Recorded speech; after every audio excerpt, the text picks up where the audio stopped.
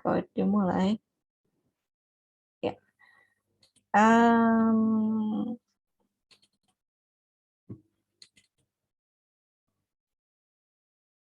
Ini udah muncul belum ya open board-nya?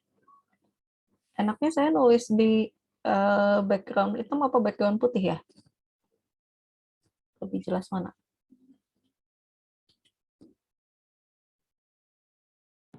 Boleh Bu, background-nya hitam. Oh, enaknya background-nya hitam. Oke. Saya baru pertama sih nyobain ini. Mari kita coba lihat ya.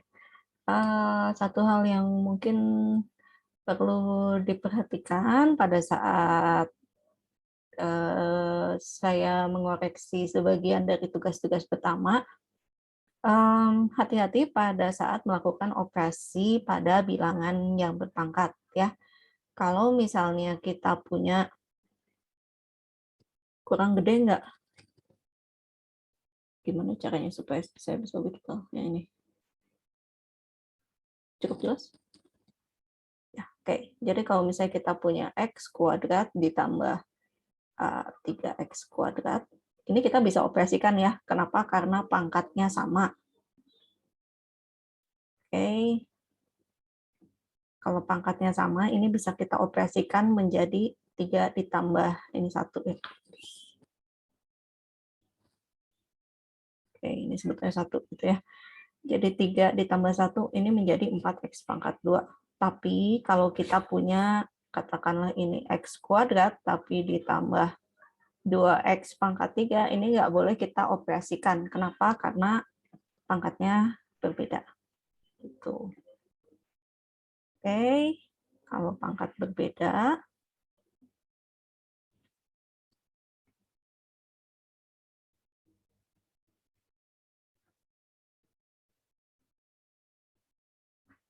ini tidak dapat dioperasikan. Operasi penjumlahan tapi ya.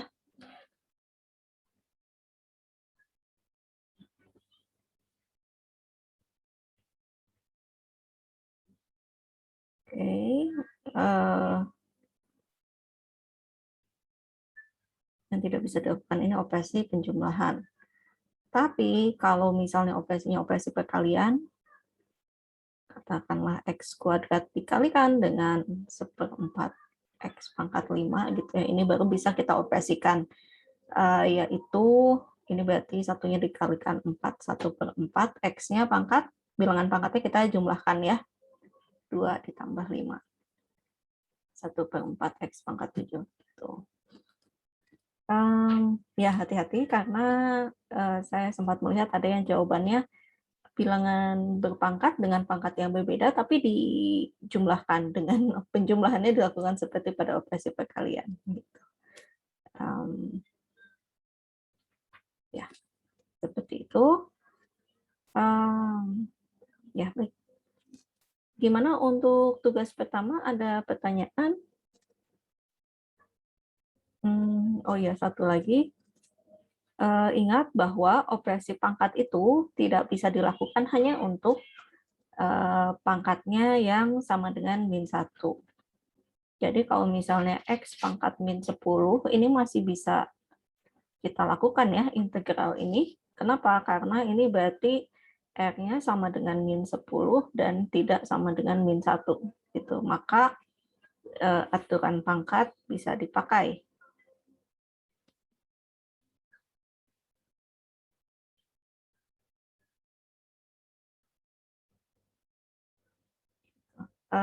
Saya nggak tahu apakah karena melihat contoh yang saya berikan, itu kan kebetulan pangkatnya sama dengan min 1 ya, terus diikuti secara terlalu literal gitu ya, plok-plok diikuti padahal pangkatnya ternyata tidak min 1, langsung dinyatakan oke ini tidak bisa dilakukan dengan aturan pangkat, ya tentu itu jawabannya tidak tepat.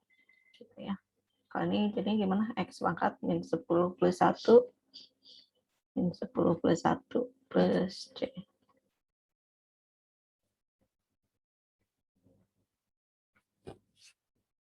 Ya, seperti itu.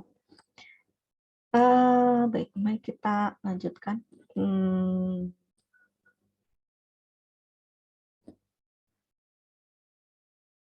Kayaknya ini saya nggak bisa nambah halaman seperti di whiteboard-nya itu ya. Oh, tapi saya bisa geser ke samping dan ke bawah. Oke.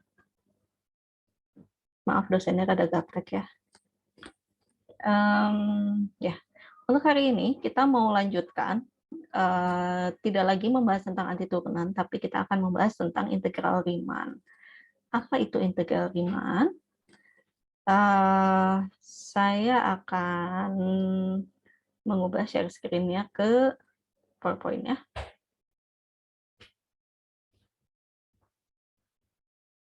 Nah, integral tentu khususnya yang kita bahas di sini adalah integral Riemann. Sebetulnya yang namanya integral tentu ini tidak hanya diberikan konsepnya oleh Riemann, ada berbagai macam konsep integral tentu.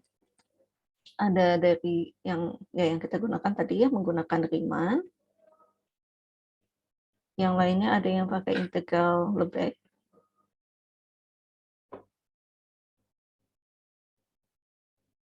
Saya lupa pakai Q apa pakai G ya. Ada lagi integral Daniel. Ada lagi integral siapa gitu. Jadi konsep-konsep integral tentu ini sebetulnya ada banyak diberikan oleh berbagai orang gitu ya, beberapa orang. Tapi yang umum digunakan dan akan kita pakai di sini adalah yang bentuk integral Riemann karena ini yang paling sederhana gitu. Nah, apa sih integral Riemann? Hubungannya apa sama antiturunan yang sudah kita bahas minggu kemarin? Nah, konsep integral Riemann sendiri ini muncul dari permasalahan geometri, mencari luas yang dibatasi oleh grafik sebuah fungsi ya, kalau di sini contohnya fungsi linier y sama dengan x plus 1. Kemudian batas kiri kanannya diberikan, misalnya di sini x-nya 0 sampai x-nya sama dengan 2 gitu ya. Terus batas satu lagi adalah sumbu x. Nah, jadi ini adalah daerah yang berada di atas sumbu x, di bawah garis y sama dengan x plus 1, batas kirinya x sama dengan 0, dan batas kanannya adalah x sama dengan 2. Kalau kita gambarkan, sebetulnya sih ini membentuk bangun trapesium gitu ya, dan kita dapat dengan mudah mencari luas trapesium menggunakan rumus yang udah kita tahu gitu, yang udah dipelajari.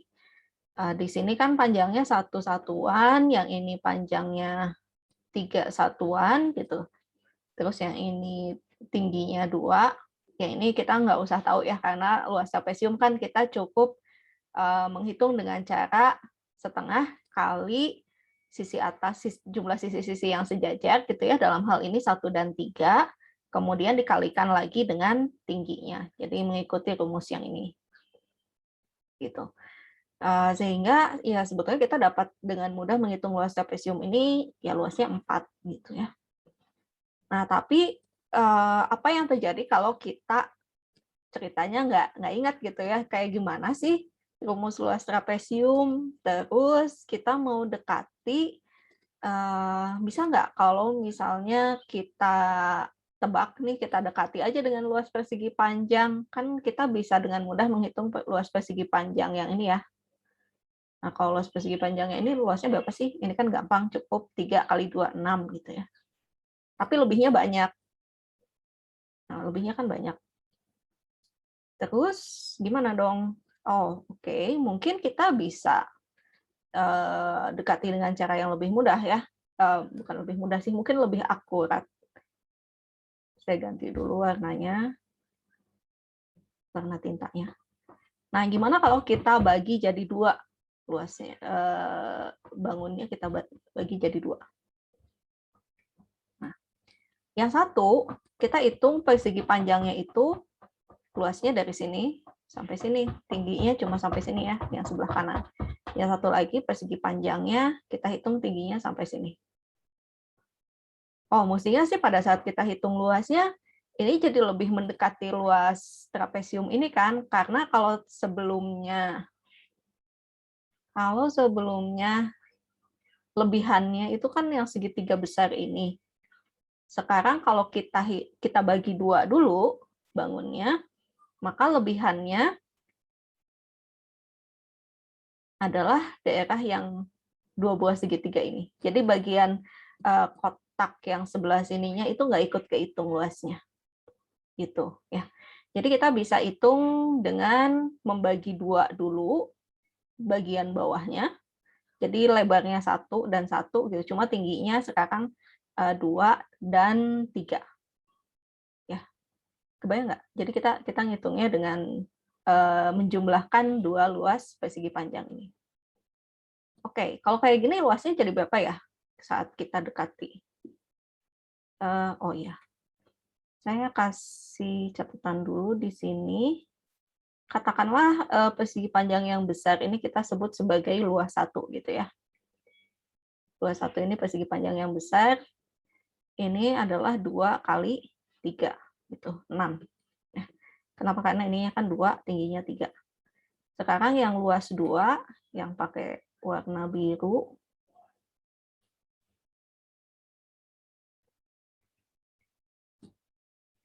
Ini berarti kan luas persegi panjang yang ini.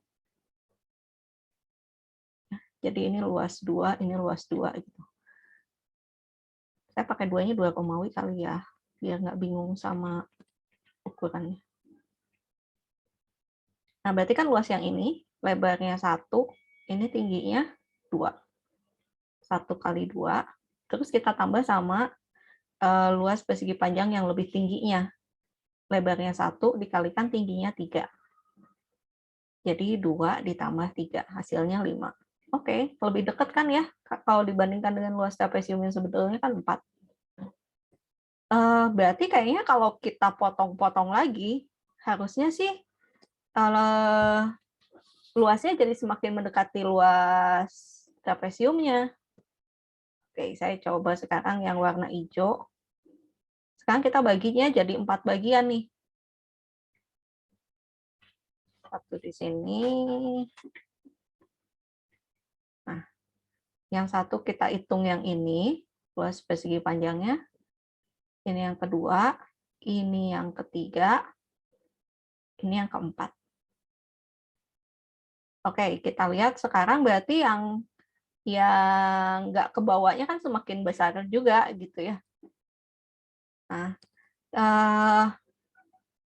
ya dengan logika yang sama, berarti kalau kita potongnya lebih kecil lagi, luasnya akan semakin mendekati luas trapesium kan. Nah, jadi kita yang tadi kita lakukan itu mengikuti yang ini ya. Salah, yang atas. Bentar, yang atas apa yang bawah? Ya, yang bawah. Nah, jadi yang tadinya luas trapesiumnya yang ini, itu terus kita dekati dengan, tadi kan luas persegi panjang yang aslinya mah yang ini. Terus kita potong-potong, didekati dengan persegi panjang. Pada saat kita perkecil selangnya, oh ternyata kalau dibagi 4, luasnya jadi 4,5. Kalau dibagi jadi 8, hasilnya jadi 4,25. Kita bayangkan kalau dibagi jadi 16 bagian gitu, harusnya akan semakin mendekati 4. Nah, tapi kalau tadi saya kan memilih tingginya itu mengikuti ujung yang di sebelah kanannya gitu ya. Nah, yang ini. Saya mengikuti tinggi garis yang di sebelah kanannya, bukan tinggi yang di sebelah kiri. Tapi kita juga, salah. Nah, tapi kita juga boleh aja sih mendekatinya dari ngikutin tinggi yang di sebelah kirinya. Tapi jadinya memang akan jadi lebih kecil dibandingkan dengan luas yang sebetulnya. Nah, kalau kita ngikut sisi yang pendeknya ini, kita ngitung persegi panjangnya, ini kita sebut perhitungannya menggunakan poligon dalam. Gitu. Jadi ada di dalam bangun yang aslinya. Ada di dalam bangun yang aslinya. Ini bangun yang aslinya kan trapesium ini. di bawah garis linear ini ya. Nah, kalau menggunakan poligon dalam, semakin sedikit potongannya, nanti hasilnya itu akan lebih kecil gitu dibandingkan dengan luas yang asli. Tapi semakin banyak potongannya, dia akan semakin menaik mendekati luas bangun yang aslinya. Nah, kalau yang di sini saya lakukan, ini namanya kita hitung menggunakan poligon luar. Kenapa? Karena ada bagian yang keluar-keluar gitu ya dari batas yang diberikan. Nah, tentu ini hasilnya memang akan lebih besar dibandingkan dengan luas sebenarnya, tapi pada saat kita perkecil potongan-potongannya, dia akan semakin turun dan semakin mendekati luas yang trapesiumnya tadi ya, nilai 4. Ini kan tadinya 3,5, kalau diperkecil ya 375, diperkecil lagi akan naik lagi semakin mendekati 4. Kalau yang ini 4,5, terus nanti diperkecil jadi 4,25, diperkecil lagi akan semakin turun jadi mendekati 4. Gitu. Nah, jadi dengan cara aproksimasi seperti ini, sebetulnya kita dapat menghitung setiap daerah.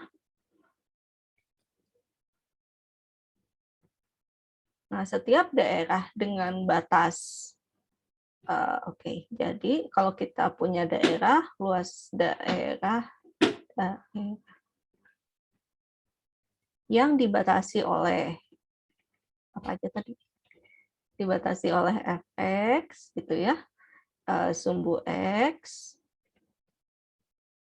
sama dengan A, dan X sama dengan B, gitu. Ini dapat kita dekati menggunakan rumus ini. Jadi, kita menjumlahkan persegi panjang hasil potongan-potongan dari bangun yang kita punya tadi, gitu ya. Delta X-nya dari mana? Ini delta X-nya. Gitu. Tingginya ngikutin tinggi ini, ngikutin nilai fungsinya. Gitu. Kalau yang ini kan ngikutin tinggi fungsi dari sisi sebelah kanan, kalau yang poligon dalam ngikutin tinggi fungsi di sebelah kiri. Nah, ya, jadi kita punya yang namanya rumus jumlah Riemann untuk mendekati luas daerah yang dibatasi oleh bentuk-bentuk ini. Ya. Delta X-nya dari mana? Delta X-nya ini adalah B min A dibagi dengan N. Jadi kalau yang ini kan B-nya 2, A-nya 0, berarti nanti panjang selangnya si delta X-nya itu 2 kurangi 0 dibagi dengan N. Gitu ya. Nah, nanti fungsinya kan ikut yang ini. Ini yang jadi fx-nya. Seperti itu. Oke. Dan ternyata ini bisa diterapkan bukan cuma untuk fungsi yang linier, tapi juga fungsi yang naik turun kayak gini ya, yang bentuknya kurva. Terus gimana? Nah, seperti tadi kita lihat, semakin banyak potongannya, atau delta X-nya semakin kecil, nanti hasilnya akan semakin akurat. Kenapa? Karena yang bagian lebihannya atau bagian yang kurangnya itu akan semakin lama semakin kecil. Nah, terus supaya akurat banget mendekati aslinya, kita buat aja N-nya banyak gitu ya.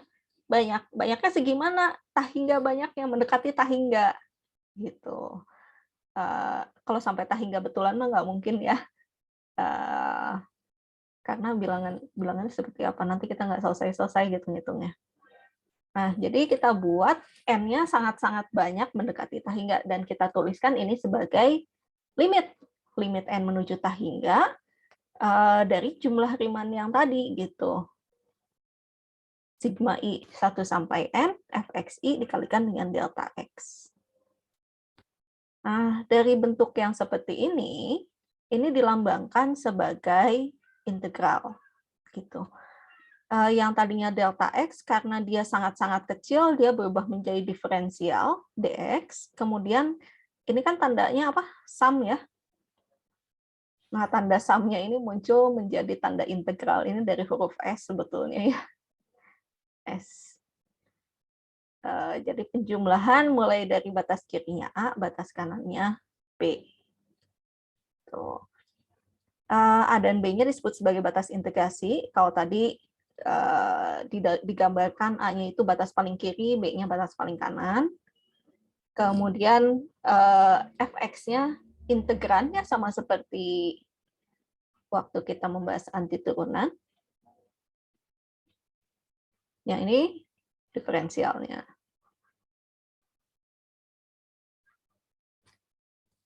Nah, tapi konsep ini ya sebagai luas ini muncul kalau fx-nya ini ada di atas sumbu x. Ya, kalau f-nya di bawah sumbu x gimana? Nanti nilainya negatif semua kan. Jadi kita nggak bisa menuliskan ini sebagai luas gitu ya. Iya nggak sih? Kalau misalnya kita punya, bentar, saya ganti ke whiteboard yang ini. Oke, kalau kita punya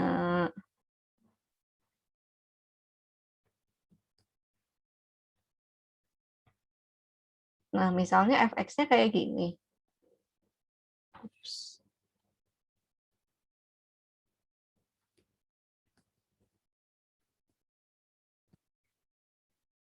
Nah, terus ini A sampai B. Gitu ya. Maka untuk menghitung, terus kalau kita motong persegi panjang di sini gitu ya, di sininya bernilai fxi. Nah, maka luas persegi panjang ini kan, oke, ini misalnya delta x. Luas persegi panjang yang saya arsir ini, jadinya gimana? Jadinya kan delta x, tapi bukan dikalikan dengan fxi. Kenapa? Karena ini kan nilainya negatif. Kalau luas kan harus positif ya, kita nggak mungkin berada di ruangan dengan luas negatif 5 meter persegi, kan nggak boleh gitu. Yang namanya luas itu harus positif, jadi kalau ada di bawah seperti ini, saat kita menghitung luas, kita kalikan dengan negatif fxi. Gitu. Atau sebetulnya sih pakai nilai mutlak gitu ya, nilai mutlak. Nah, makanya kalau tadi integral Riemann sebagai luas, gitu, ini berlaku kalau fungsinya ada di atas sumbu X. Tuh.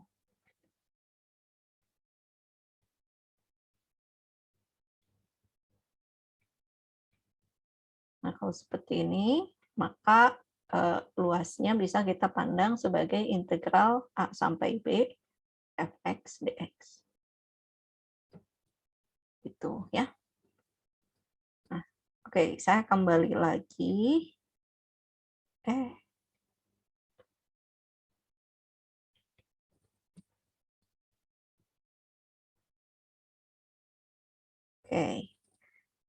Nah, karena tadi kita lihat A dan B-nya adalah batas kiri dan kanan, di sini asumsinya A-nya lebih besar daripada, A-nya lebih kecil daripada B, jadi A-nya ini ada di sebelah kiri dan B-nya di sebelah kanan.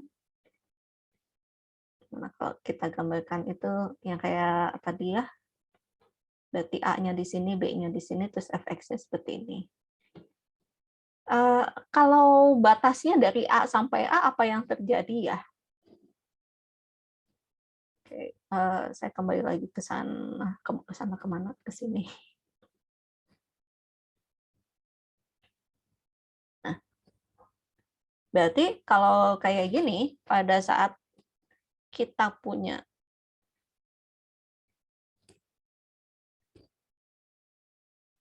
kayak gini, terus batas kirinya sama batas kanannya tuh sama, A sampai B.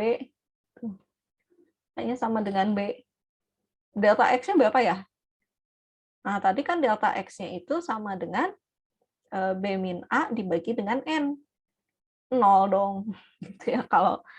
Kalau A-nya sama dengan B, berarti A min A dibagi dengan N, hasilnya ya 0 gitu ya. Ups. Oke, ini jadinya 0 per N sama dengan 0. Akibatnya pada saat kita punya A sama dengan B, integral A sampai A fx dx, ini kan sama dengan limit sigma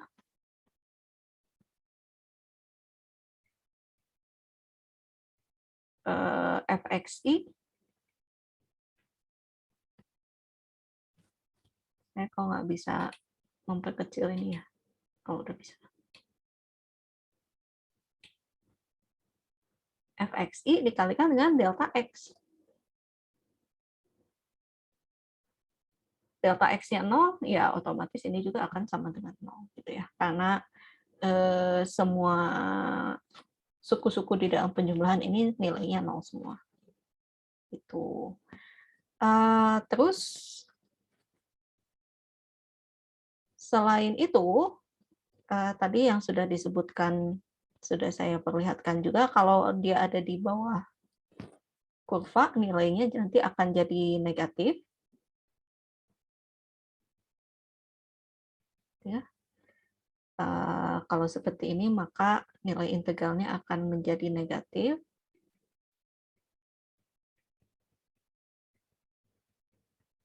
Negatif luas. Jadi saya perlu mewarnai dengan yang lain. Katakanlah ini daerah D gitu ya. Saya beri nama dengan D. Negatif dari luas D. Nah, terus apa yang terjadi kalau kita balik batas integralnya? Batas integralnya jadi dari B sampai A.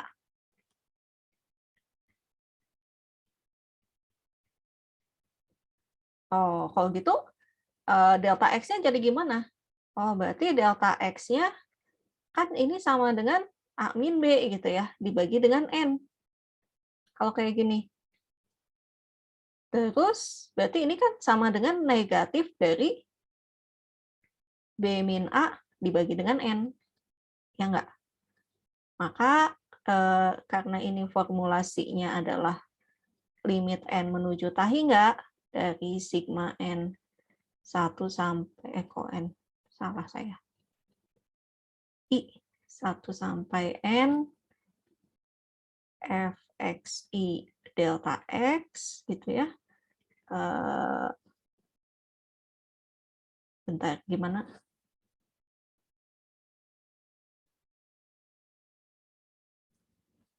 Kayaknya saya perlu menggantikan dengan warna lain gitu ya.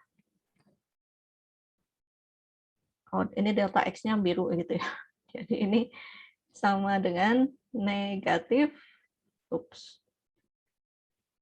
limit N menuju tahingga dari sigma I 1 sampai N fxi kali negatif B min A per N. Yaitu yang apa sini gitu ya. Karenanya ini sama dengan negatif integral O.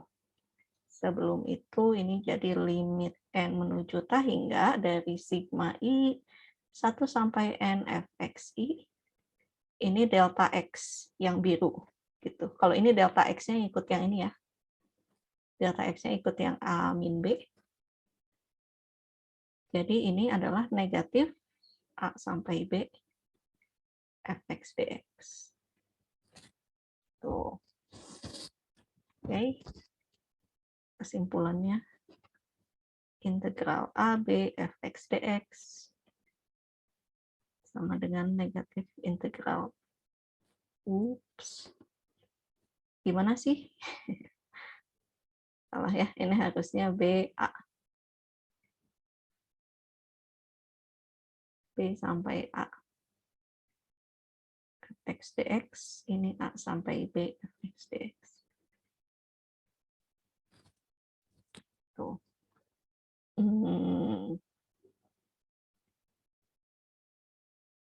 Lagi ya. Oke. Saya kembali dulu ke yang tadi.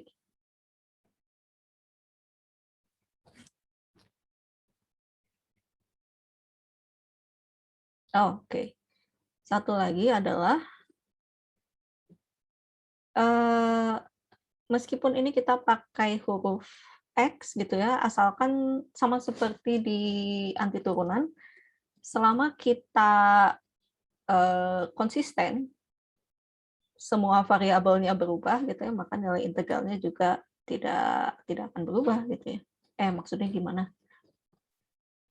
Maksudnya jadi kalau kita punya integral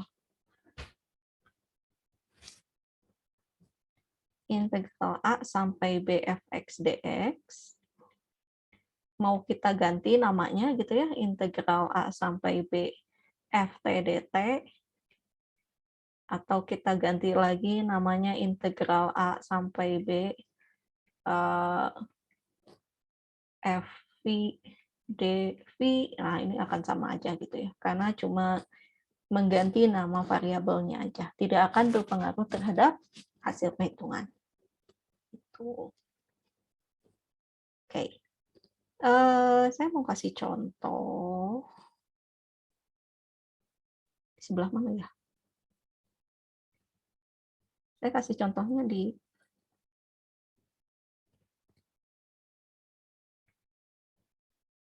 sini aja ya. Nah, contohnya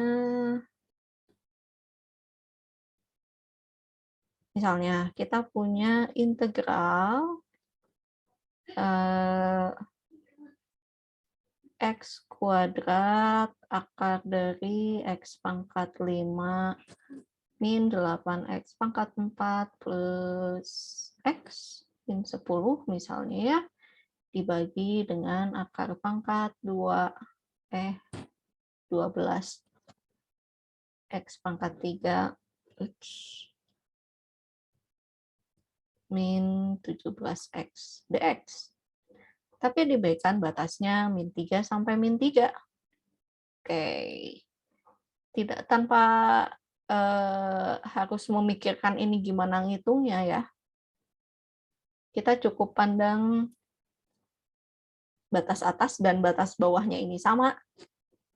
Kita bisa langsung tuliskan bahwa hasilnya sama dengan 0. Gitu. Kenapa ya? Karena batas atas dan bawahnya sama. Kita pakai teorema yang ini. Kemudian kalau misalnya kita punya integral min 10 sampai 10 dari fx dx sama dengan 3, maka integral dari 10 sampai min 10 fx dx nanti akan sama dengan min 3. Gitu ya. Lebih jauh lagi, kalau misalnya kita punya katakanlah, oh ya, ini yang ini ya. Katakanlah integral dari berapa nih? Min 2 sampai 2. Bentar. Bentar, saya mikir dulu fungsinya apa ya. X aja deh.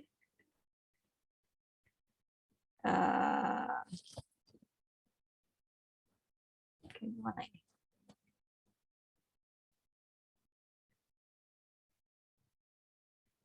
Fungsi X gimana? Kayak gini ya. Jadi kalau min 2 sampai 2 sih harusnya jadi saling menghilangkan. Oke, ini 0.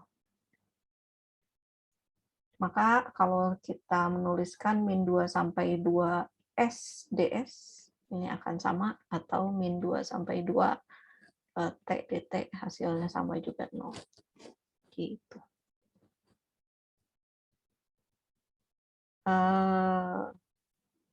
Ya, ini contohnya. Oke. Nah, ini beberapa sifat yang bisa kita manfaatkan dalam menghitung integral tentu. Nah, tapi kalau misalnya kita ngitungnya mesti pakai limit sigma kayak gini, ini kan nggak praktis ya. Jadi, ya tidak praktis. Yang repot itu pada saat kita menghitung deret ininya. Itu pada saat harus menghitung deret, ini gimana cara kita menyelesaikannya. Bahkan deret yang simpel sekalipun, mungkin rumus jumlah tahingganya ini bisa sangat-sangat rumit gitu. Nah, supaya kita bisa menghitung dengan lebih mudah, mungkin nggak ya kita memanfaatkan anti turunan gitu. Kan kalau mencari anti turunan kan setengahnya kita udah tahu cara untuk mendapatkannya ya. Yang minggu kemarin sudah kita lihat, kita sudah punya aturan pangkat, kita punya sifat linier, dan kita juga punya fungsi trigonometri ya, anti turunan dari fungsi trigonometri. Nah, bisa nggak seenggaknya kita memanfaatkan sifat-sifat itu untuk menghitung integral tentu. Toh sama-sama integral gitu ya. Meskipun secara konsep memang sangat berbeda. Yang ini kita munculnya dari menghitung luas daerah gitu ya.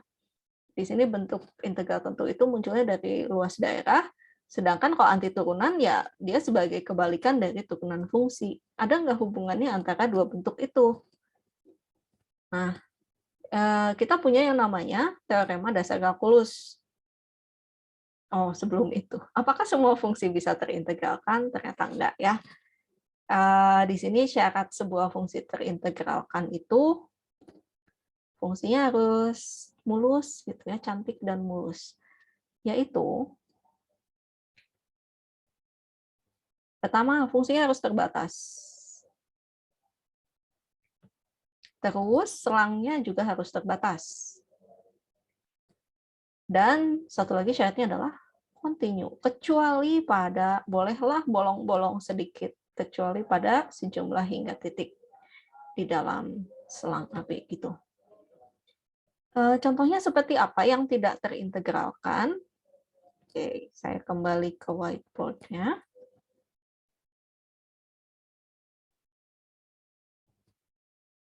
Di mana ya saya bisa tulis? Ke bawah. Oke, saya nulisnya di sini ya. Nah, seperti apa fungsi yang tak terintegralkan?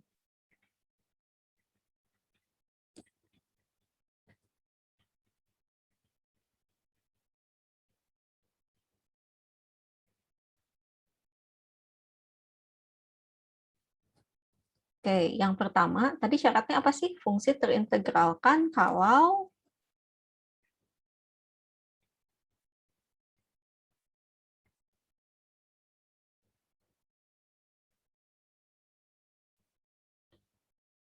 pertama, fungsinya terbatas.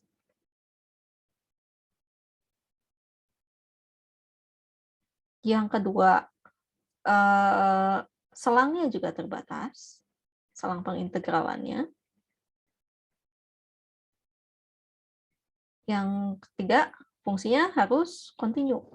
Gitu.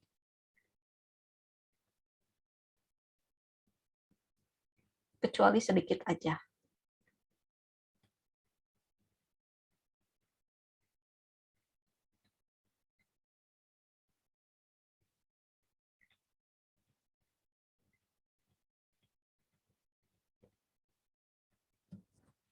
Oke, kalau gitu fungsi yang tak terintegralkan kayak gimana ya? Oke, pertama fungsi yang tak terbatas.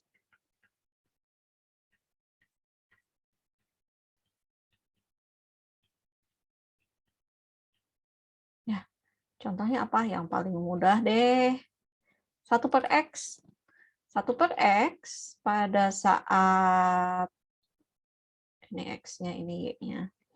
Pada saat x-nya 1 kan nilainya 1 juga ya dia. Pada saat 2 nilainya jadi setengah gitu, pada saat 3 jadi sepertiga dan seterusnya.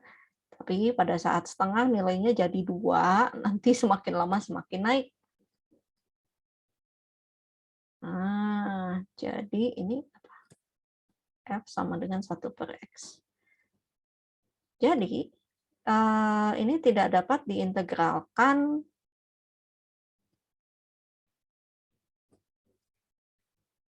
ya.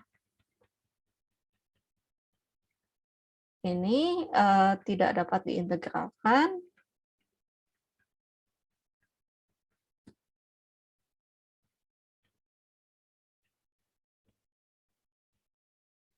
pada selang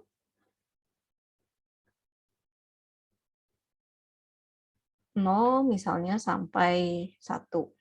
Gitu ya, 0 sampai A lah. Untuk A-nya suatu bilangan real. positif. Ya misalnya 0 sampai 3, 0 sampai 2, 0 sampai 1, 0 sampai setengah ini nggak bisa dihitung integralnya. Kenapa? Karena pada saat X-nya sama dengan 0, dia nilainya menuju tak hingga. Fungsinya tak terbatas. Gitu. Oke. Bentuk yang kedua, selangnya tak terbatas.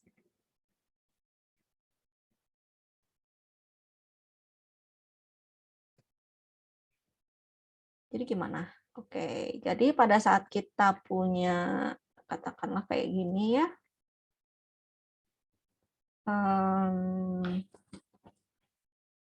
fungsi sinus misalnya.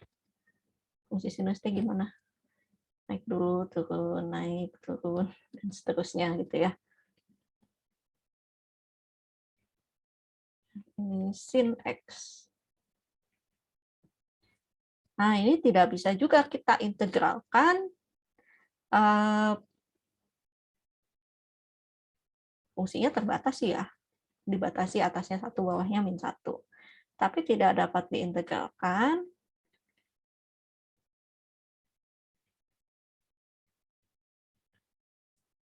kalau dikasih selangnya, misalnya dari 0 tapi sampai tak hingga gitu. Nah, ya, oke, untuk suatu A bilangan real. Dan sebaliknya dia juga nggak bisa diintegralkan kalau misalnya dari minus tak hingga sampai A. Gitu. Ya, kenapa? Ya karena selangnya tak terbatas. Satu lagi yang nggak bisa itu adalah kalau dia bolong tapi tak hingga banyaknya gitu bolongnya itu. Kalau misalnya bolongnya sedikit aja, ini masih bisa dihitung. Contohnya, kalau kita punya fungsinya fungsi tangga. Ya. Nah, bentuknya kayak gini. Ya.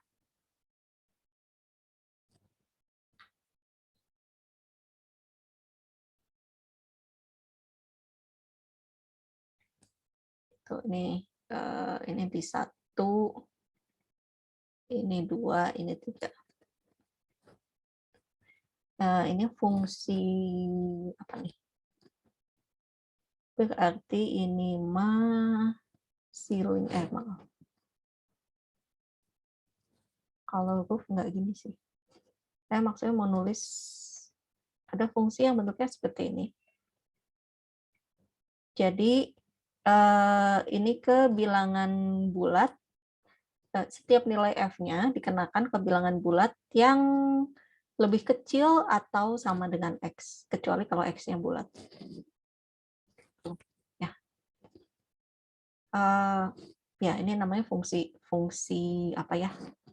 Kalau ngikutnya ke bilangan bulat yang lebih besar atau sama dengan X, itu disebutnya fungsi ceiling. Cuma kalau yang di bawah saya lupa namanya apa ya. Kalau lantai bahasa Inggrisnya apa ya? Saya lupa ya, tapi disimbolkan seperti ini. Kalau yang sebaliknya itu bentuk fungsinya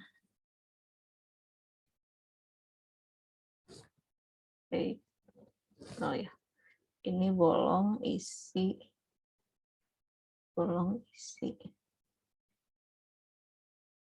Nah, kalau yang ini F-nya sama dengan ini namanya salah.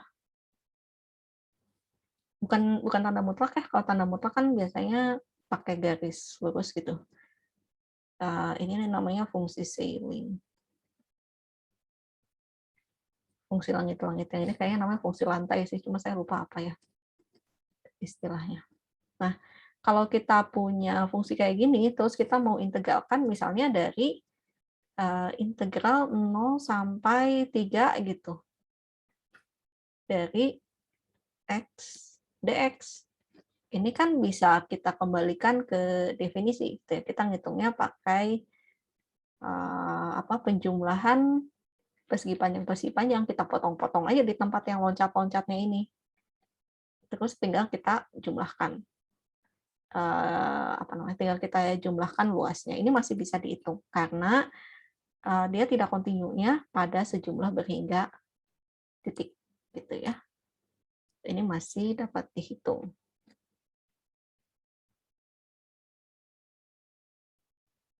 Ya meskipun pakai definisi gitu ya.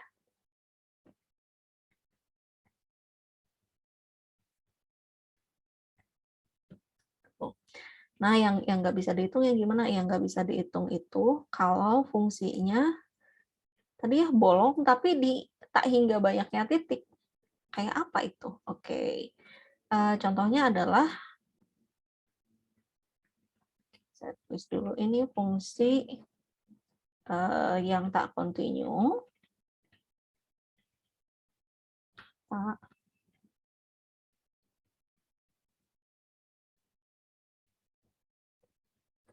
kontinu di tak hingga banyaknya titik.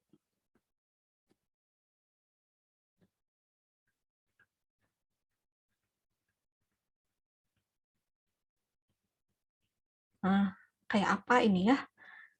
Oke, contohnya adalah kalau kita punya fungsinya kayak gini, fx-nya 0 pada saat, harusnya pakai seperti ini, x-nya sama dengan 0 pada saat x-nya bilangan rasional, dan x-nya 1 gitu pada saat, fx-nya 1 pada saat x-nya bukan bilangan rasional.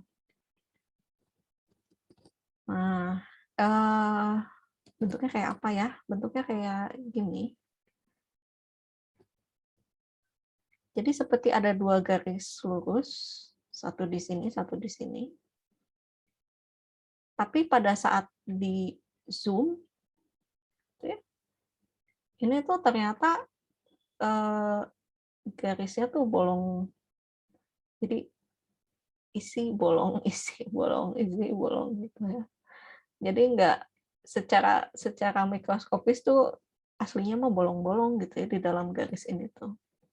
Kenapa? Karena pada setiap kita ambil dua buah bilangan rasional, kita dapat selalu menemukan bilangan yang tidak rasional gitu di tengah-tengahnya. Dan sebaliknya, kalau kita ngambil dua buah bilangan yang tak rasional, kita dapat selalu menemukan satu buah bilangan rasional di tengah-tengahnya.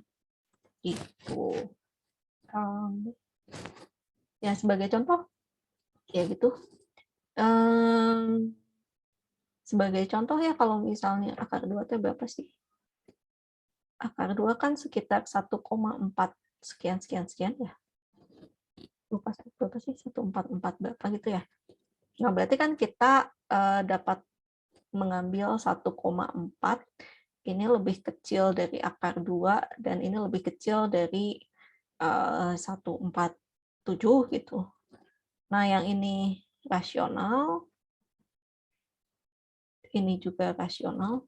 Bentar, kursornya hilang. Ini juga rasional, tapi yang ini irasional.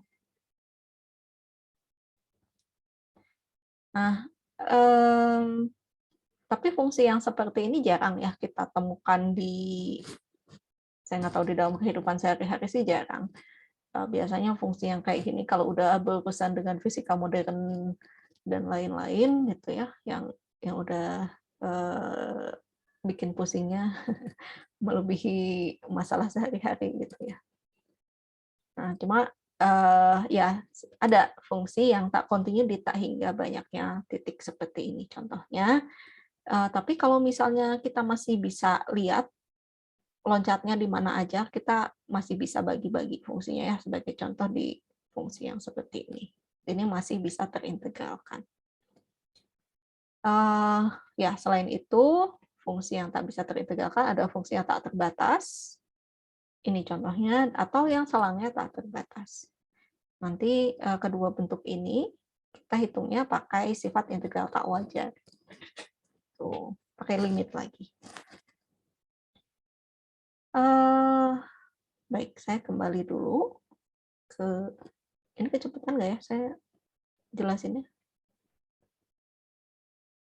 Ya nanti saya share coret-coretannya. Saya kembali ke PowerPoint. Ya, jadi kalau misalnya enaknya sih memang kalau fungsinya kontinu. Kalau fungsinya kontinu pada selang yang tertutup, maka pasti dia akan terintegralkan. Nah, tadi kalau kita mesti ngitung-ngitung pakai limit sigma, gitu ya, seperti yang tadi sudah saya sebutkan, kayaknya susah gitu. Kita menghitung suatu deret sampai dengan jumlah tahingganya. Oke, kalau misalnya bentuknya deret geometri sih masih ada rumusnya ya. Di SMA udah pernah belajar kan ya? Deret geometri itu apa? Sebentar. Ini apa? Pointernya masih highlighter. Deret geometri itu gimana? Itu loh yang sigma A kali R pangkat N. N-nya mulai dari 0 sampai tahingga. Nah, kalau ini makan masih bisa dihitung ya, asalkan R-nya berada di antara min 1 dan 1, yaitu jumlahnya adalah A dibagi 1 min R. Asalkan R-nya. Nah, tapi umumnya sih bentuk sigma yang kita pakai di dalam jumlah Riemann itu tidak secantik ini juga gitu ya. Tidak selalu membentuk deret geometri, sehingga buat ngitungnya nggak bisa pakai rumus ini. Jadi kita perlu hubungan antara antiturunan dengan integral tentu gitu atau integral Riemann, supaya kita dapat memanfaatkan antiturunannya aja deh, kan lebih mudah gitu mencari antiturunannya daripada ya relatif lebih mudah mencari antiturunannya daripada kita mesti ngitung jumlah tahingga dari sebuah deret gitu. Kalau dulu sih pembahasan tentang jumlah deret ini di kuliah kalkulus selanjutnya, tapi sekarang udah nggak ada, jadi ya saya singgung sedikit-sedikit aja di sini. Nah, tapi di sini enaknya adalah kita ada yang namanya teorema dasar kalkulus. Jadi teorema dasar kalkulus ini menunjukkan adanya hubungan antara integral tentu, ya tadi si luas di bawah kurva itu dengan turunan dan juga antiturunan. Teorema dasar kalkulus yang pertama itu menyatakan bahwa kalau misalnya kita punya integral tentu dengan batas dari A sampai X, kemudian batas perintegralannya adalah ft dt. Kemudian kita turunkan terhadap X-nya. Maka hasilnya adalah dia akan saling menghilangkan gitu antara turunan dan integralnya dan menghasilkan fx. Jadi kalau misalnya kita punya integral dari min 10 sampai X dari katakanlah X kuadrat sin X plus 1 D. Nggak boleh X lagi, sebentar, salah saya. Hapus ya, mana ya?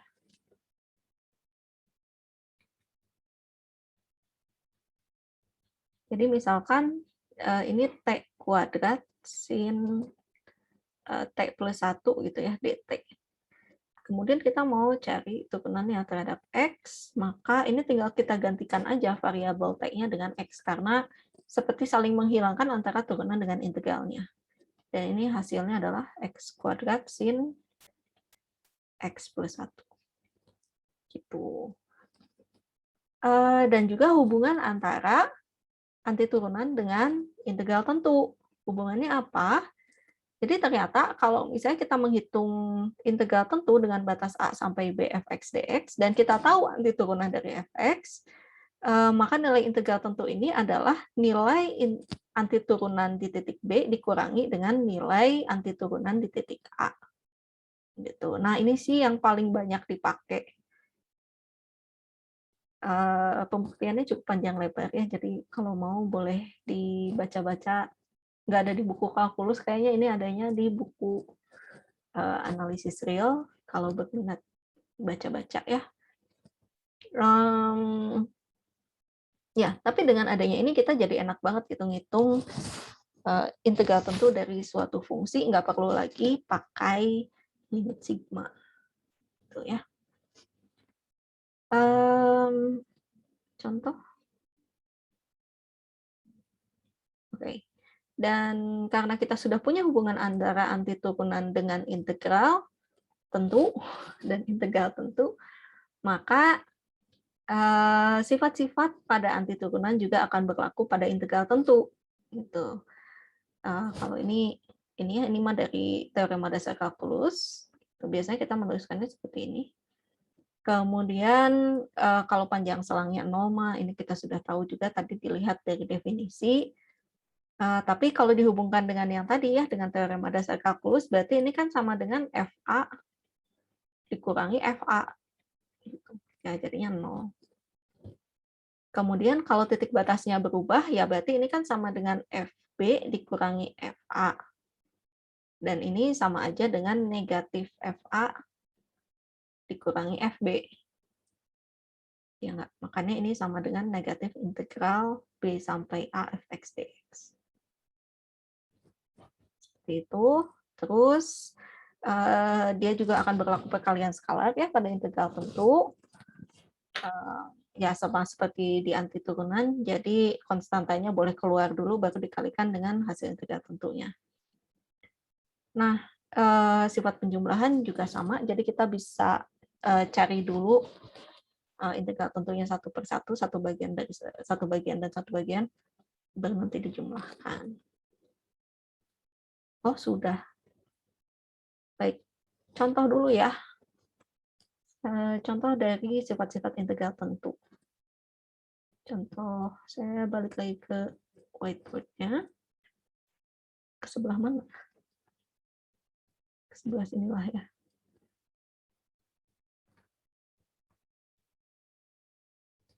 Nah, sifat integral tentu yang pertama, tadi apa? Integral dari A sampai B, fx dx. Ini sama dengan fb dikurangi fa. Gitu.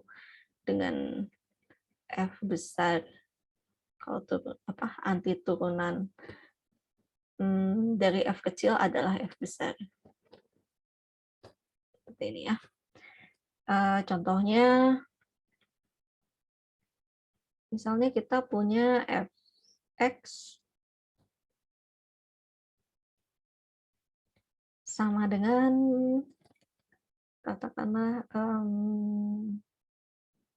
12x pangkat 3 min 1 per 2x pangkat 3, gitu ya.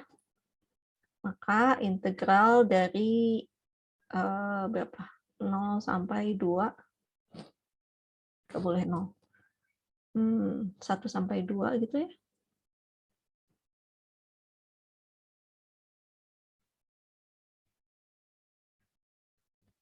1 sampai 2 fx dx. Kita cari dulu antiturunan dari fx dx-nya apa.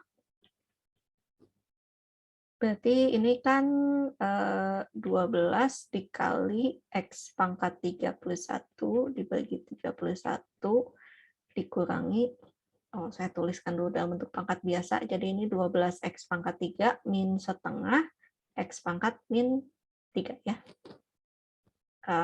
Jadi min setengah dikali x pangkat min 31 dibagi min 31. Ya, ada plus C-nya sih. Bentar.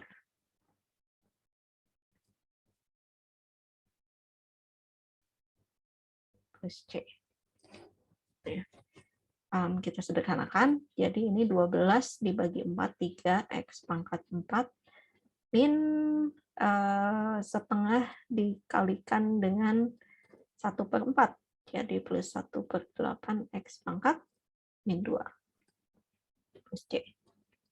Nah, pada saat kita menggunakan teorema dasar kalkulus yang kedua ini, kan sebetulnya plus C-nya mah tetap ada ya. Cuma nanti pada saat F besar B,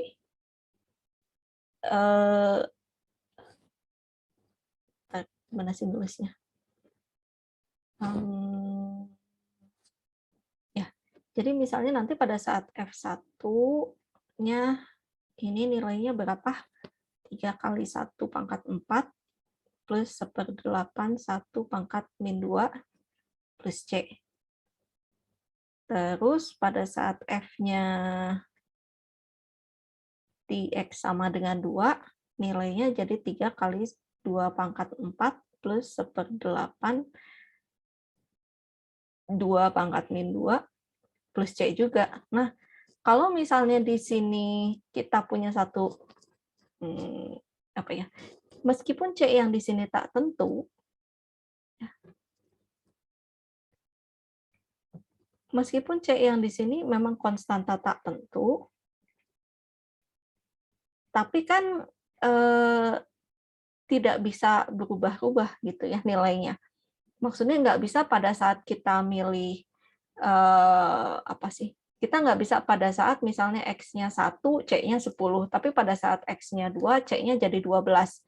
Itu kan nggak membentuk fungsi ya, karena kan kalau fungsi mah fix gitu, aturannya harus seperti itu. Kita nggak boleh punya pada saat satu buah nilai X, nanti nilai fx-nya itu ada beberapa buah.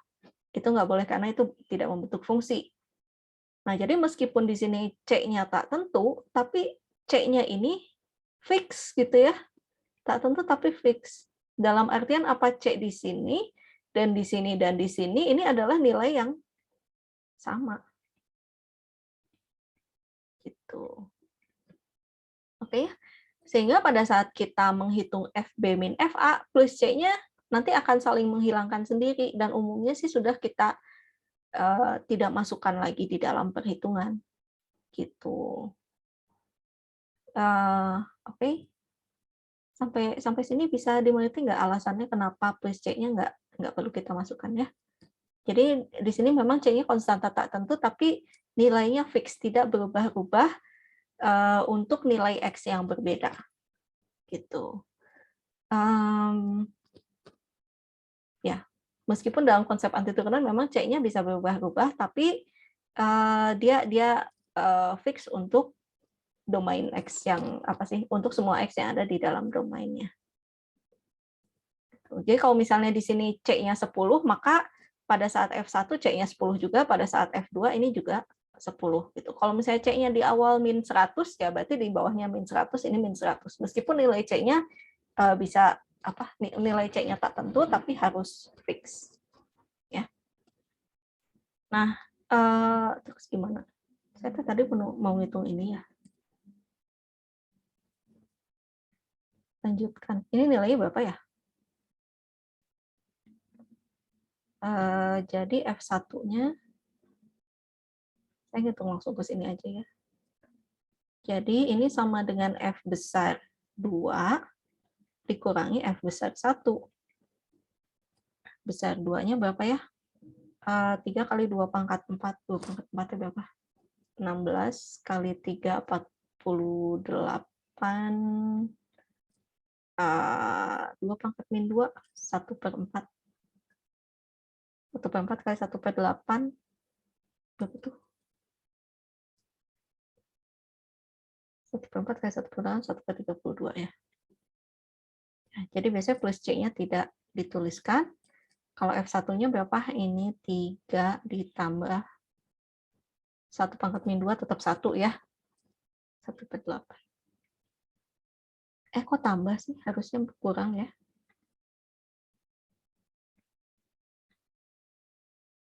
Harusnya kurang. Jadi berapakah ini?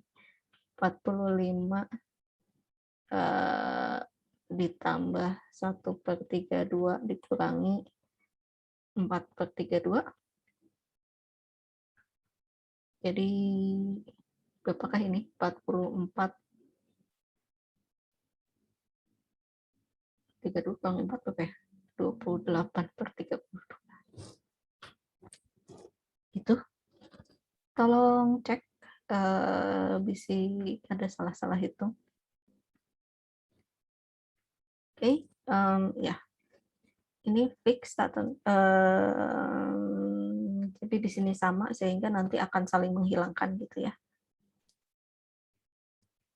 Terus di sini nilai C-nya akan saling menghilangkan saat menghitung FB min FA. Jadi ini kita abaikan plus C. Seperti itu untuk contoh yang pertama. Contoh ya kurang lebih seperti itulah ya. Sekarang ada yang mau ditanyain dulu nggak sampai sini?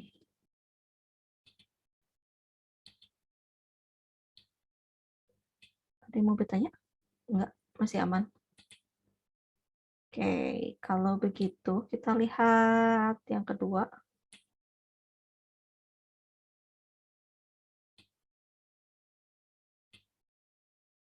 Sebelah mana lagi enaknya? Saya bisa zoom out nggak ya?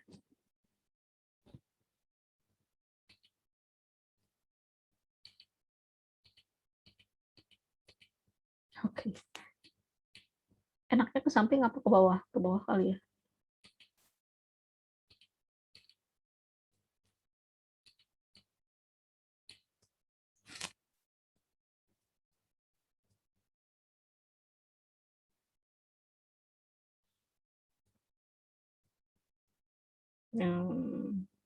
Oke.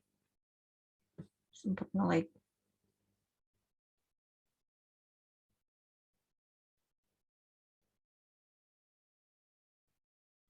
Nah, salah.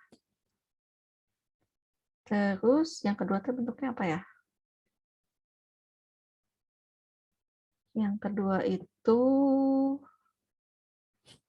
coba saya kembali ke mana? Sifat kedua ya, yang panjang selangnya 0.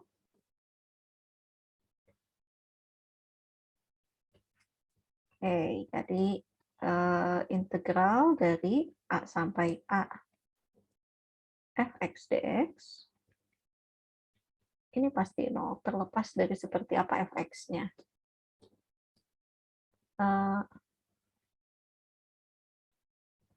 Contoh, misalnya sih tadi udah ada ya, nggak apa-apa lah.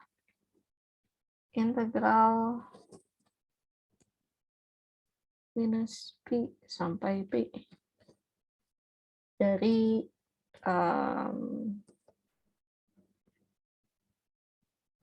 8 sin X pangkat 3 plus 7X dibagi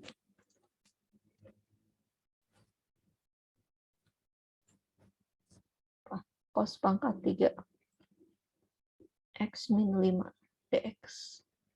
Ya, jangan dipikirkan bentuk fungsinya seperti apa, pokoknya asalkan kita lihat batas atas dan bawahnya sama. Salah, ini nggak sama ya.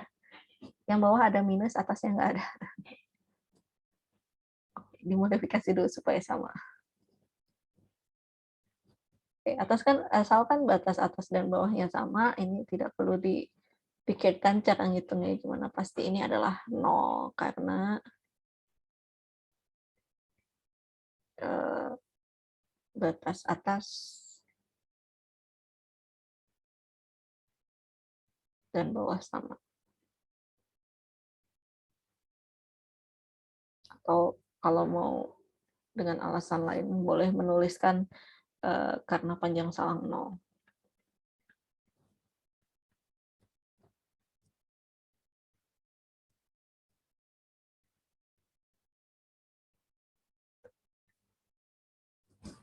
Oke. Baik. Selanjutnya, contoh yang ketiga. Ke sebelah mana ya? Ke sana. Yang ketiga, sifat apa tadi?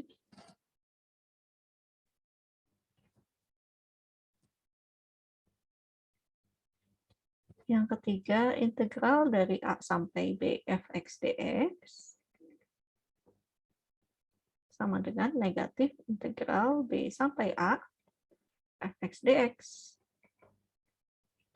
Nah, mari kita manfaatkan fungsi yang tadi sudah kita hitung, integral tentunya, yang ada di contoh 1 ya. Nah, ini integral dari 1 sampai 2 fx dx dengan f-nya adalah 12 x pangkat 3 dikurangi 1 per x pangkat 3. Jadi,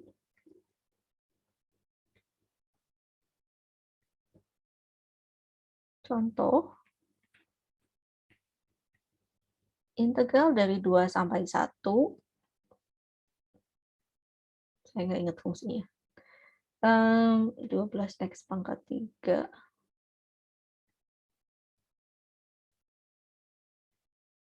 dikurangi 1 per 2x pangkat 3 ya, dx. Nah, ini sama dengan negatif integral 1 sampai 2, fungsi yang sama, 12x pangkat 3 min 1 per 2x pangkat 3 dx. Jadi ini negatif, kayaknya lebih baik saya pindahkan ke bawah ya.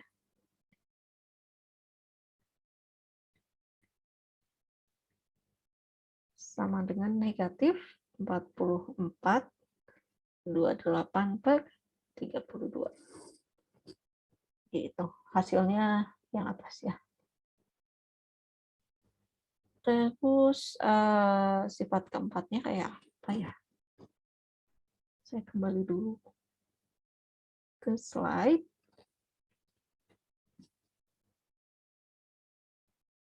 Oke, perkalian skalar pada integral tentu. Integral A sampai B. Ya. Sifat keempatnya.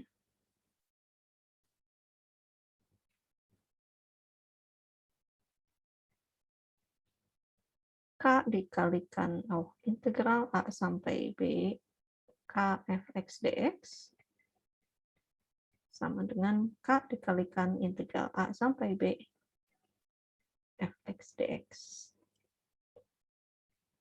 Ya, contohnya, misalnya integral 7/8 x pangkat 4 dx.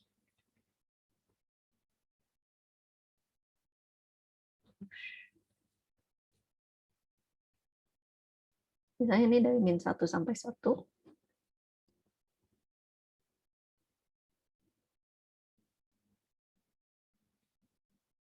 Ini sama dengan 7/8 kalikan integral min 1 sampai 1, 7/8 x pangkat 4.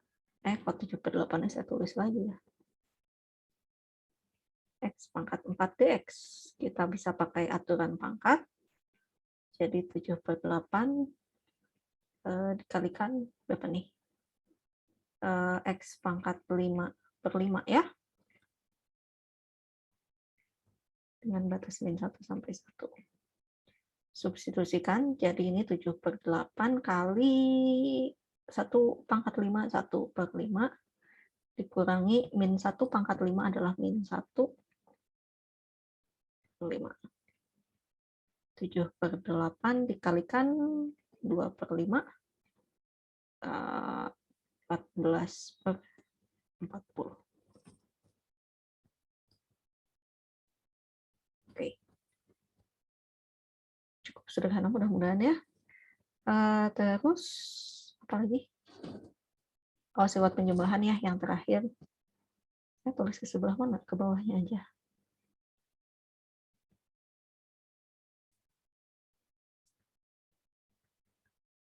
Integral A sampai B.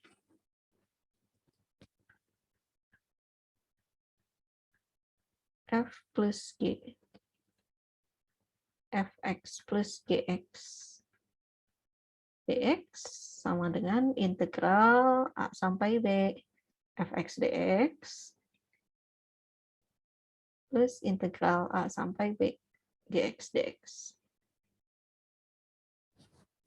Gitu. Ya, contohnya.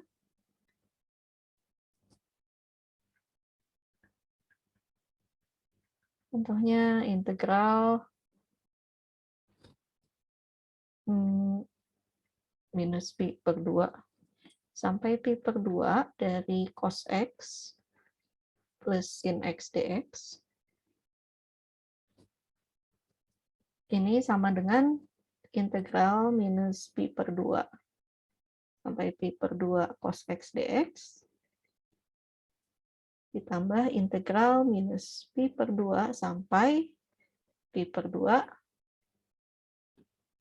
sin X dx. Jadi ini sama dengan integral dari cos adalah sin X. Dari kursor yang mana lagi? Sin X dengan batas minus pi per 2 sampai pi per 2 ditambah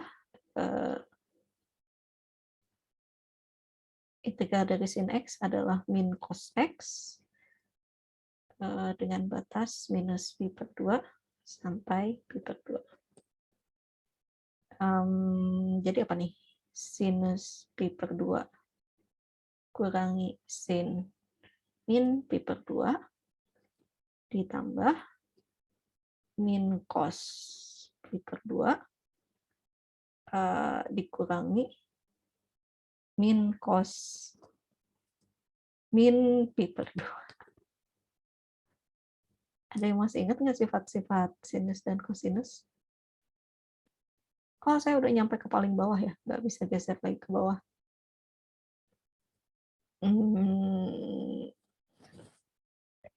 Aduh, maaf. Lanjutannya harus ditulis ke pinggirnya ya. Apakah ini? Oke. Supaya lebih mudah mengingat nilai sin cos untuk sudut-sudut yang cantik, biasanya saya pakai tabel ini. Sin cos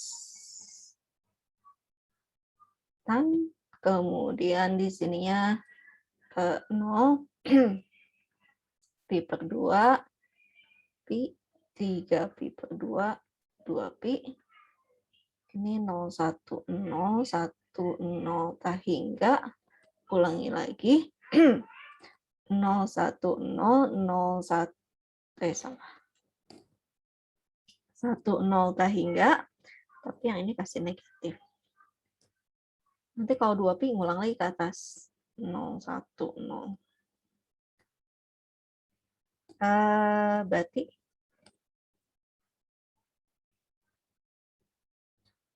Berarti apa? Sinus pi per 2 itu adalah 1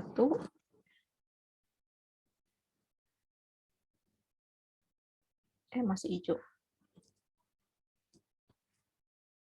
Ini 1. Kalau naik ke atasnya jadi gimana ya?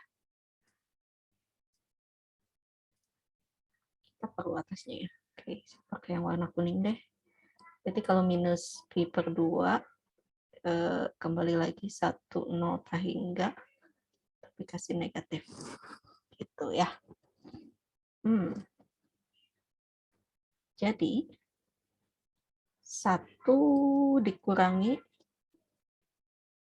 min 1 ditambah 0 ya. 0 min 0. Jadi hasilnya adalah 2. Begitu. Coret. Baik, mungkin seperti ini untuk contohnya. Saya baru nyadar tanda sama dengannya ada 2, tadi hapus 1 ya. Oke. Seperti ini contoh dari penggunaan sifat-sifat integral. Ini contoh yang sifat, kok nggak mau naik. Sifat pertamanya ini ya, 1, maaf nggak mengurut 1, 2, 3, 4, dan sifat yang kelimanya. Oke, ada pertanyaan? Masih pusing? Dicerna dulu. Boleh.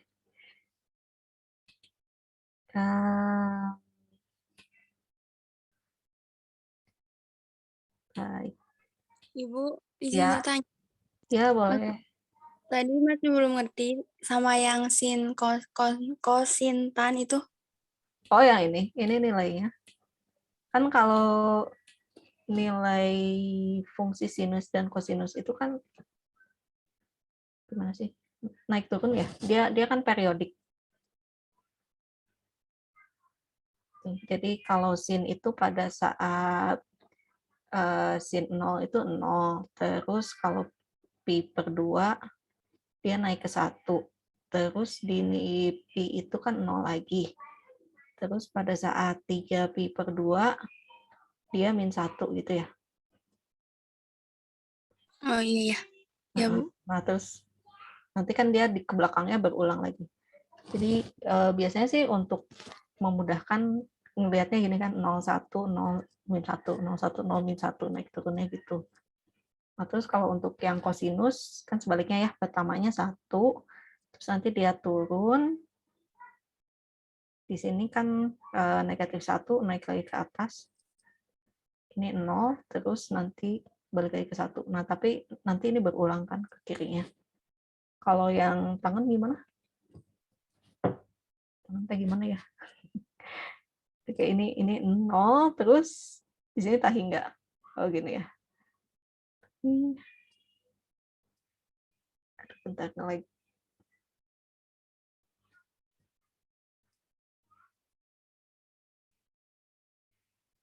Ini kan ya. Kalau nggak salah mah. Kayak gambarnya jelek. Tapi kalau misalnya untuk sudut-sudut 0, pi per 2, pi, 3 pi per 2, 2 pi, dan seterusnya yang bedanya 90 derajat, 90 derajat, kita bisa ingat-ingat nilainya kayak gini. Ngikut tabel ini. Kalau udah hafal juga nggak apa-apa sih, nggak ngikutin tabel ini juga. Baik, Bu. Terima kasih. Oke. Ada pertanyaan lagi? Kasih keterangan kali ya, ini teh apa? Yang merahnya ini sin, yang hijaunya cos, yang kuningnya tangan. Ada pertanyaan lagi?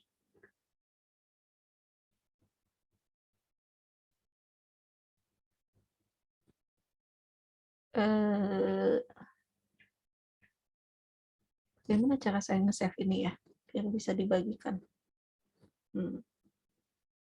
Bentar, ini dicoba-coba dulu ya. Nanti kalau ada yang tahu, tolong kasih tahu saya. Klik dokumen. Oh, bisa diekspor pakai PDF.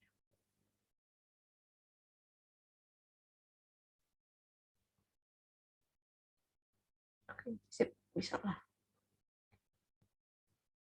Bisa udah nulis panjang-panjang, ternyata nggak bisa dibagikan, percuma gitu ya. Tapi jadi hilang.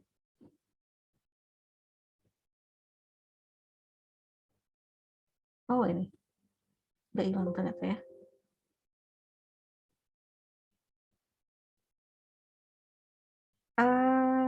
Oke, kalau tidak ada pertanyaan, mungkin kita cek soal untuk minggu ini ya. Saya lihat ke mana? Kuliah 2. Maaf, saya lagi tadi sambil ngisi-ngisi apa namanya? Nilai untuk tugas pertama. Mana ya soalnya?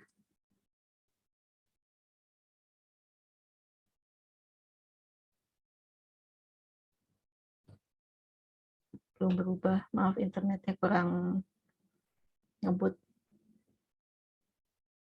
Oke. Kok gini ya tampilannya ya? Nah, ini dia. Integral n sampai p, kemudian akar pangkat 3 dari m dibagi dengan x pangkat n plus p plus m dx. Baik, saya berikan contohnya ya di whiteboard. Ke sebelah mana? Ke sebelah sini deh.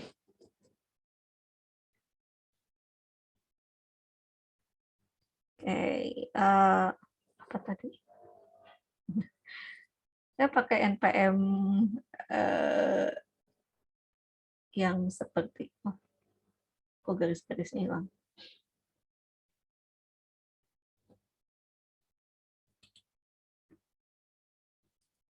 Kok nggak mau ya?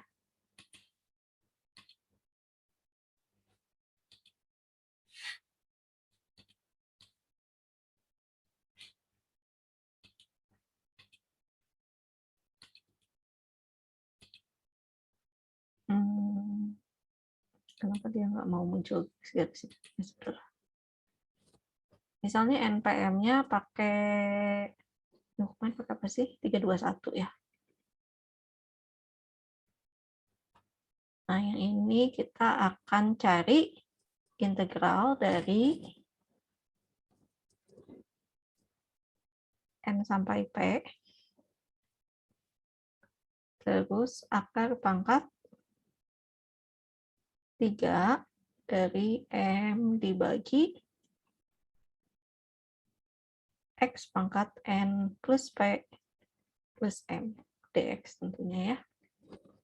Oke, kita ganti dulu huruf-huruf NP dan M-nya sesuai dengan NPM masing-masing. Kalau di sini N-nya 3, P-nya 2, akar pangkat 3 dari M-nya 1 dibagi X pangkat 1, 3 tambah 2 tambah 1. Tanda akarnya kurang panjang. Dx. Atau ini adalah integral dari 3 sampai 2. Kita buat dalam bentuk pangkat biasa ya. Ini jadi gimana?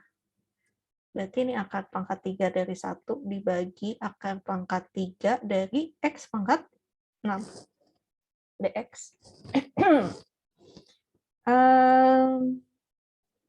Boleh kayak gini? Boleh, karena ini bentuk pembagian, bentuk perkalian di bawah akar boleh dipisahkan jadi seperti ini. Tapi kalau bentuk penjumlahan atau bentuk pengurangan di dalam akar nggak boleh dipisahkan ya. Jadi ini adalah integral 3 sampai 2. Akar pangkat 3 dari 1 kan tetap 1 ya.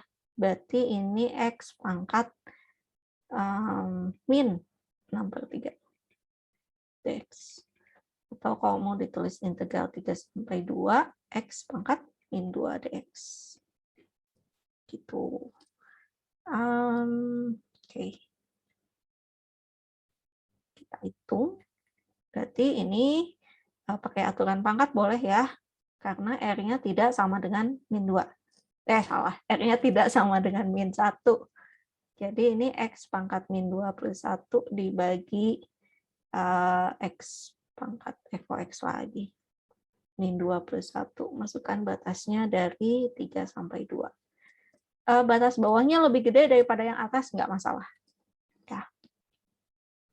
Kan tadi juga boleh ditukar-tukar batasnya. Paling jadi negatif dari kalau kita tukar batas atas bawahnya ya. Jadi ini apa ya? Min 1/X. Dengan batas 3 sampai 2, substitusikan jadi min 1/2 dikurangi min 1/3. Berapakah ini? Min 3/6 ditambah 2/6. Gitu, selesai ya. Tidak sulit mudah-mudahan, cuma hati-hati dalam penulisannya. Kalau misalnya kita sudah kenakan aturan pangkat, di sini tanda integralnya udah nggak muncul lagi ya. Tanda integral dan diferensialnya sudah tidak muncul begitu kita kenakan aturan pangkat. Ya, langsung aja hasilnya seperti ini. Kemudian, seperti tadi sudah dijelaskan, bahwa pada saat kita punya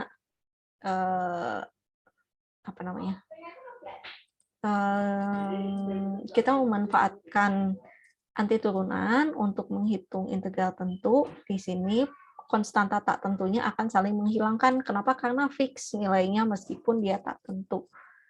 Akibatnya bisa kita abaikan, plus C-nya tidak perlu kita tuliskan lagi, bisa kita hitung langsung seperti ini. Itu ya kurang lebih sama aja sih seperti yang sudah dikerjakan di SMA ya. Mudah-mudahan ini nggak terlalu sulit, cuma hati-hati pada saat mengubah dari yang tadinya bentuk bilangan di bawah akar seperti ini menjadi bentuk pangkat biasa, terutama bagian ininya nih, konstanta yang di bagian atasnya. Akar M-nya, kebetulan yang saya pakai ini dapat M-nya 1 gitu, sehingga akar dari 1 kan tetap 1 gitu. Tapi kalau misalnya M-nya nggak 1, tentu hasilnya akan berbeda ya. Kalau M-nya 0 gimana? Kalau M-nya 0 enak banget ya. Integral tentu luas dari daerah dengan fungsi 0 itu gimana? Ya silahkan dicoba hitung. Sampai sini ada pertanyaan?